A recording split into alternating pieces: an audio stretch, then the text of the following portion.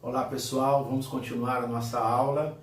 Depois de fazer aquela primeira abordagem, dando aspecto da motivação e algumas perguntas que nortearão todo o nosso desenvolvimento, o nosso mergulho dentro dessa matéria e dentro também da apostila guia que vocês têm, eu quero trazer a primeira desafio, o primeiro estímulo que eu quero trazer para você dentro do aspecto de liderança e também no sentido de você já ir desenvolvendo aquilo que eu falei no final, a última pergunta, que é de você desenvolver uma filosofia ministerial. Quais são os axiomas que devem acompanhar o ministro do Evangelho? Quais são as âncoras que devem acompanhar o homem de fé? Quais são os pilares que devem ser desenvolvidos pelo homem que quer desenvolver o reino de Deus dentro de uma comunidade? O pastor Eugene Peterson, ele escreveu esse livro chamado O Pastor que Deus Usa. Ele fala sobre o trabalho pastoral segundo a palavra de Deus. Só para você ter uma ideia, esse livro é recomendado pelo pastor Luiz Saião, que é o professor. Luiz Saião é um exegeta, é um grande conhecedor da língua hebraica, e ele fala acerca do Eugene Peterson. E desse livro ele diz: em um raro lampejo, Peterson estabelece um diálogo frutífero entre sabedoria judaica, e ele expressa isso de forma prática, num momento de prática pastoral contemporânea. Além disso, sua elaboração prática busca sólida base teológica e exegeta muitas vezes ignorada. Também Israel Belo de Azevedo, que é um outro professor, reitor do Seminário Teológico do Sul do Brasil, também indica e recomenda esse livro, dizendo que é um excelente trabalho do Eugene Peterson, onde coloca as qualidades evidentes nesse livro, daquele que é um orientador espiritual. Ed René, Eduardo Rosa, todos recomendam esse livro. Eu também quero recomendar e vou fazer uma síntese dos capítulos desse livro para você. Ele desenvolve esse livro em mais ou menos 300 páginas, é um livro bem pequeno, dá para você ler rápido esse livro. Então, esses 5 pontos são desenvolvidos no livro, e esse último ponto é um bônus que o pastor lá de Curitiba, do Mundo Bíblico, ele aborda, e eu quero também dar de presente para vocês, tá ok? Eu estou na dúvida do nome do pastor, eu acho que é Luciano, lá de Curitiba, um pastor, professor. Tenho sido muito enriquecido pelas palavras dele, da Universidade Mundo Bíblico, ok? Você depois pode procurar e você vai ser muito abençoado com as palestras desse pastor. Então vamos lá. Pastor que Deus usa. Ele diz então que o primeiro pilar, o primeiro vocábulo a ser desenvolvido pelo pastor que Deus usa esse pastor precisa ser um estimulador da intimidade com Deus. A intimidade que vem através da oração. E é interessante, só para aguçar melhor você e você tentar adquirir esse livro ou buscá-lo, uma síntese no Google, alguma coisa assim, para cada item deste, ele faz uma síntese de um livro da Bíblia. Por exemplo, acerca da oração, onde desenvolve intimidade, ele trabalha muito o Cântico dos Cânticos. Na tarefa de criar história, ele cita Ruth, a história de Ruth, Noemi, toda aquela história. Na tarefa de compartilhar a dor, você já matou aí, né? Quem que ele cita, que faz um estudo? Um estudo de Jeremias, muito bem, o livro de Lamentações de Jeremias. A tarefa de dizer não, Eclesiastes. A tarefa de edificar a comunidade, o livro de Esther, ok? Então, você tem de quebra um panorama desses livros enquanto você estiver estudando todo o conteúdo daquele livro. O que eu faço agora é citar e estimular você a ver esses pontos como pontos onde estarão fazendo parte da sua vida como um líder, como um obreiro cristão. Então a primeira coisa que você precisa estimular é o estímulo à intimidade. Isso é através da oração. A oração, ela é uma forma de intimidade, né? É uma forma que uma igreja vai aprender a orar, né? E a igreja que estabelece uma forma de oração, ela identifica o que ela pensa sobre intimidade. Então é muito importante que você cultive na vida do povo onde você está inserido e você está tendo essa carga de estar influenciando-os, que eles sejam influenciados a buscar Deus, a ter intimidade com Deus, a ter relacionamento com Deus. Oração é uma forma de relacionamento. Alguém disse com muita propriedade que a oração é um relacionamento entre duas pessoas apaixonadas, né? O pai, o filho e o pai. Então, criador e criatura, servo e senhor, pai e filho. Então é uma coisa muito bacana. Por isso ele usa o livro de Cantares para falar sobre aquele relacionamento da Sunamita com Salomão, né? Nessa paixão irresistível entre os dois, né? Intimidade se exige esforço, né, para alcançar intimidade. Intimidade é produto de proximidade, mas proximidade não é intimidade, né? A intimidade, ela leva você a ter o princípio de estar próximo, de ser próximo, né? Então, isso é muito importante. A verdadeira intimidade, ela não é destruída pela rotina, mas a intimidade cria uma rotina. Então, ela não morre dentro do dia a dia, mas ela estabelece no dia a dia uma maneira de sobreviver à rotina da vida, criando uma rotina próxima, né? Isso que é muito importante, gente. Eu creio que talvez seja um dos pontos que nós não podemos vacilar, sabe? Você pode não ter aspectos bem visíveis, né, de escolaridade, de uma vida que esboça uma contemporaneidade relevante, seja no seu vestir, seja no seu falar. Mas uma coisa você pode ter certeza: a igreja vai estar sempre olhando para os seus joelhos. A igreja vai estar sempre olhando para as marcas que você tem em oração. Portanto, você vê muito isso, pastores que não têm uma boa eloquência, pastores que não têm uma boa prédica, mas eles têm uma boa vida de oração. E eles influenciam muitas pessoas através da vida de oração. Então, você desenvolver um relacionamento de intimidade é muito importante. Então, o pastor que Deus usa é esse pastor que estimula. Eu costumo dizer que oração nunca é demais. Geralmente as pessoas dizem: pastor, eu posso ir ao Mobra? Pode. Pastor, eu posso descer na fornalha para lá? Pode. Pastor, eu pensei de fazer não sei o quê? Pode. Pode. Mas por que você nunca diz não para a oração? Porque oração nunca é demais, gente. Muita oração, muito poder. Pouca oração, pouco poder. Nenhuma oração, nenhum poder. Engana-se quem pensa que vai ganhar o povo no gogó, no bico de ouro. Engana-se quem pensa que vai ter muita influência sobre a pessoa pela maneira como ele fala, pela maneira como ele desenvolve habilidade. Nós vamos influenciar aquelas pessoas do reino espiritual através da nossa experiência com Deus.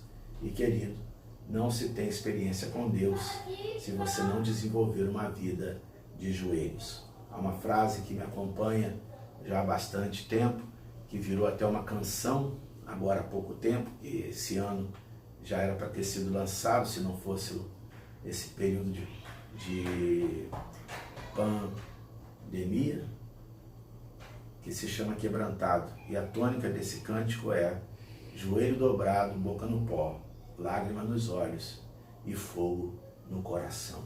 Queridos, nós precisamos ser gente de oração. Já disse para você outra hora que uma das coisas que mais me incomodou no início do meu ministério, na minha formação, no meu tempo de seminário, era o fato de ver essas pessoas, esses ministros de igrejas grandes, e como é que eles faziam para tirar tempo para orar? E sempre foi uma pergunta que me inquietou, E eu perguntava: pastor, como é que o senhor faz para orar? Pastor, como é que o senhor faz para orar? Eu queria saber como que ele desenvolvia isso. E eu recebi várias respostas que impactaram a minha vida. Então eu quero te dizer que você deve ser uma pessoa que estimula a oração, a intimidade com Deus, a um relacionamento de intimidade. E vale a pena dizer, e há uma tônica que o Eugene Peterson aborda no seu livro, é que a palavra conhecer no grego é gnosko. E essa palavra gnosko, de onde vem gnosticismo e tantos outros termos derivados nesse verbo, significa conhecer intimamente, como um esposo conhece a sua esposa numa relação íntima. Então, é algo de profundidade. Estimular a oração através de relacionamento íntimo com Deus é algo profundo, algo admirável, algo inspirador.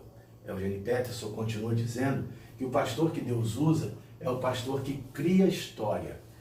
E aqui ele usa a história de Ruth e Noemi. Então, a tônica dele é que toda história menor tem a ver com uma história maior. E a história maior é a história da nossa redenção. Então, você pega uma história diferente de uma pessoa com uma outra pessoa, entra ali um personagem-chave nessa história, e esse personagem-chave da história é o Senhor, e aí essa história menor se confunde com uma história maior. Ou seja, a história de Mara, né, de Noemi, que ela volta para Belém chamando-se Mara, amarga, porque ela perde o esposo, perde os filhos, né?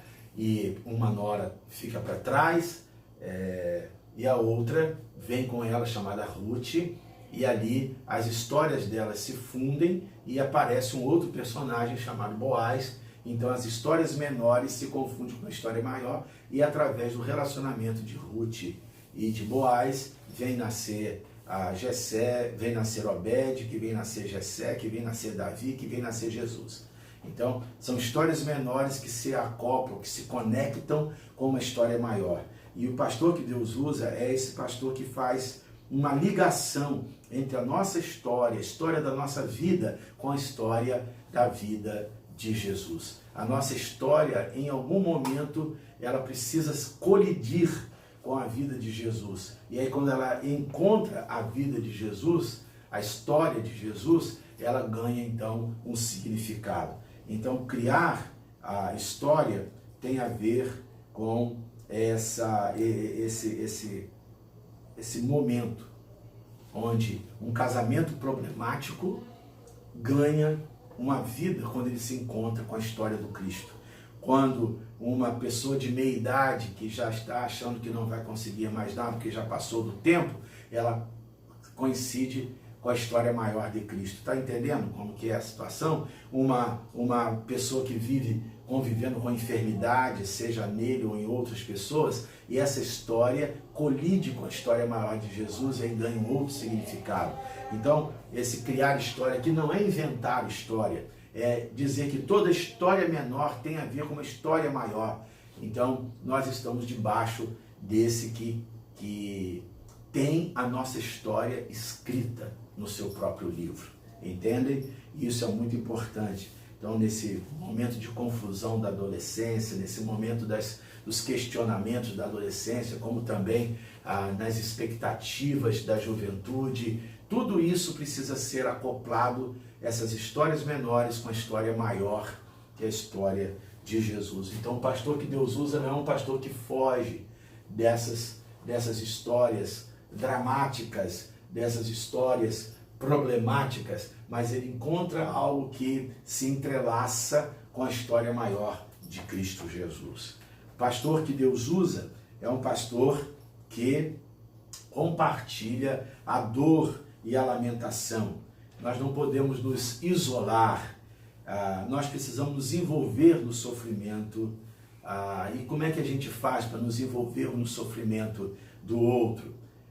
Como é que a gente pode nessa hora trazer resposta de esperança, trazer resposta de paciência, que vai se transformar num diferencial para aquela pessoa que está vivendo aquela dor, que é algo concreto na vida dela, mas ela precisa de uma palavra de esperança, ela precisa desenvolver paciência, perseverança, e isso vai fazer toda uma diferença na vida dela. É interessante que nessa hora eu preciso fazer uma diferença entre lamento e murmuração. A murmuração, ela contamina, a Bíblia diz que ela contagia, o murmurador ele contagia, ele está contaminado e contamina outros, e acontece que num relacionamento onde acontece murmuração, acaba havendo apodrecimento, acaba havendo um relacionamento pobre, empobrecido e acaba apodrecendo. Já no lamento não, o lamento é algo que você desinflama a alma, né? A lamentação, ela tem a capacidade de jogar para fora a dor, mas ela tem ética quando ela joga essa dor para fora, ela tem esperança, ela está envolvida no ambiente da graça. Por isso o lamento é bem-vindo, porque quando nós nos envolvemos na dor do outro, lamentando isso, né, sentindo isso, tendo esse sentimento empático e misericordioso, nós não entramos no conteúdo da murmuração que apodrece, mas no lamento que alivia. E o pastor que Deus usa é esse pastor que compartilha a dor. Ele compartilha dessa lamentação do outro. O Eugene Peterson, ele trabalha esse sentimento pegando toda a dor do profeta Jeremias, onde ele vê as portas queimadas, os muros caídos, o povo em aflição, o povo vivendo em dificuldade, e ele começa a fazer uma santa lamentação, e quando chega no capítulo 3, ele chega a uma conclusão de que ainda que a gente aguarde, a gente precisa aguardar a salvação de Deus em silêncio. E ele diz, coloque a tua boca no pó, talvez assim haja esperança. Eugene Peterson, ele é fantástico, porque ele diz que o pastor que Deus usa precisa aprender a dizer não. Isso porque nós caminhamos, né, debaixo de pessoas que têm expectativas, nós caminhamos junto de pessoas que têm o desejo de que Deus as explique alguma coisa, pessoas que não conseguem entender outras coisas que acontecem. Nós caminhamos com pessoas que a gente precisa aprender a dizer não para elas, e a gente precisa aprender a dizer não para nós mesmos. E ele usa o livro de Eclesiastes, né, onde tudo tem um tempo, onde a avaliação que Salomão chega, que no final, que você deve temer a Deus, porque o negócio todo, o restante disso é vaidade, é ilusão, e aí a gente precisa aprender a dizer não. E isso tem muito a ver na história da nossa vida. É uma maneira de exercer uma liderança, mas debaixo de uma sabedoria santa. Então há um momento que você precisa aprender a dizer não. Há um momento que você precisa olhar a sua agenda e dizer não. Há um momento que você precisa dizer não, porque quando Deus diz não, é porque Ele tem um outro melhor para você. E aí a gente vai vendo por que Deus vai dizendo não algumas vezes para a gente. É difícil conviver com o não. Eu imagino Jesus recebendo o não de Deus. Eu imagino Moisés recebendo o não de Deus. Eu imagino tantas pessoas que receberam o não de Deus. E conviver com isso é complicado. E às vezes a gente, no afã de agradar a todo mundo, nós não conseguimos dizer não e atropelamos o processo. Queria também dizer para vocês que a tarefa do pastor que Deus usa é a tarefa de trazer edificação para a comunidade. E isso é algo muito importante, porque a comunidade, segundo Eugene Peterson, ela não nasce do fato de que as pessoas têm sentimento umas pelas outras. Ela nasce de duas coisas: de estarmos todos em relação viva e mútua, com um centro vivo, de estarmos unidos uns com os outros, e em relação, uma relação viva e recíproca para com o outro. Não é simplesmente o fato de nós termos sentimentos, mas nós temos um sentimento comum, recíproco. E aí é que nasce, né, uma comunidade, é aí que a comunidade nasce, né?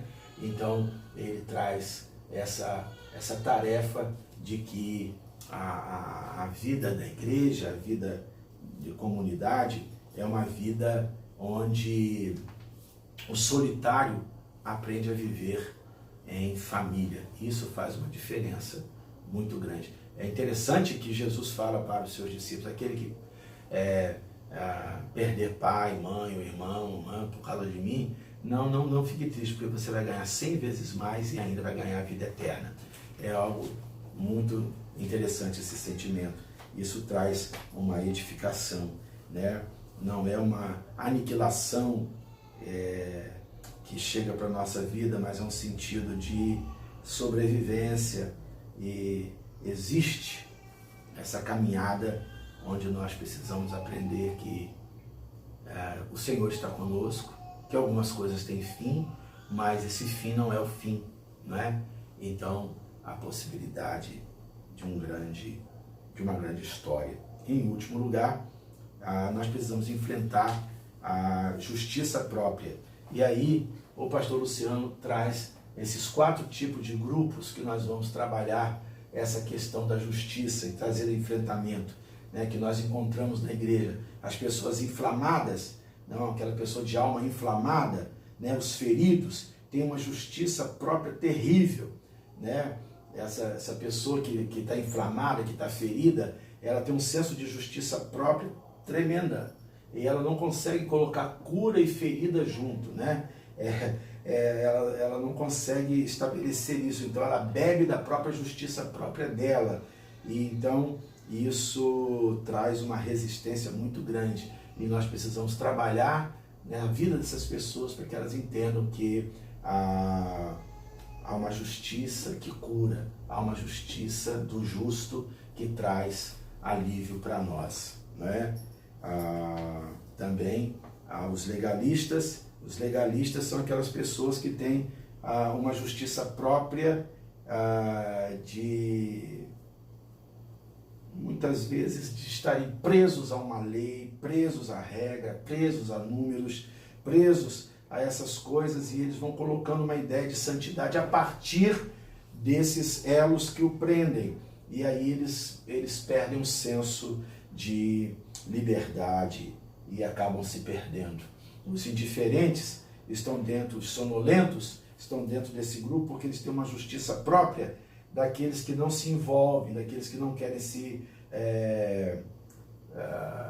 contaminar, né? Então eles não conseguem construir junto com a comunidade, então eles preferem viver isolados. E os rebeldes, que têm uma justiça própria, que falsifica a verdade, que falsifica a liberdade. Então, esses enfrentamentos que nós temos aqui, o pastor Eugene Peterson e o Luciano nos falam acerca do estímulo da oração, do criar história, do compartilhar a dor, do dizer não, de edificar a comunidade, de enfrentar a justiça própria. Amém? Que Deus te abençoe. Até o nosso próximo encontro. Com a graça de Deus. Um abraço.